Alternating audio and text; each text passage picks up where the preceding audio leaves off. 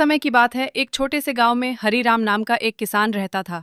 उसके पास एक पुराना सा खेत, 2 बैल, नंदू और भोलू, और मेहनत करने का अटूट जज्बा था।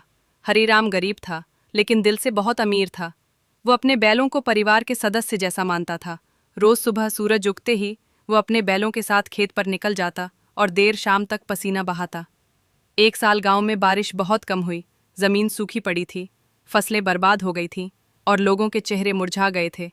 लेकिन हरीराम ने हार नहीं मानी। उसने तय किया कि वह इस साल भी खेत जोतेगा और मेहनत करेगा।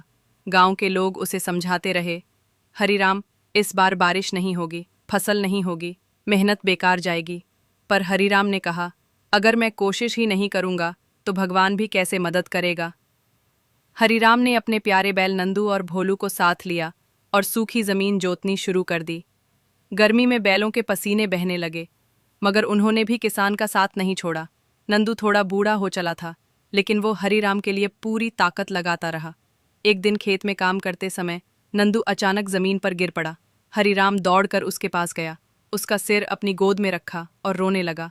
गांव के कुछ लोग वहां आए और बोले, कहते थे ना, मत मेहनत कर, ये सब बेकार है। तभी अचानक काले बादलों की गड़गड़ाहट सुनाई दी। आसमान से पानी की बूंदें गिरने लगी। तेज बारिश होने लगी। सूखी जमीन ताजगी से भर गई। गांव वाले चौंक गए। सालों बाद इतनी अच्छी बारिश हुई थी। हरीराम ने तुरंत खेत में बीज बो दिए। कुछ ही हफ्तों में खेत हरे भरे हो गए। उसकी मेहनत रंग लाई और इस बार गांव में सबसे अच्छी फसल हरीराम के खेत में हुई। उसने नंदू की देखभाल की, उसे दवाएं दी और प्यार से खिलाया।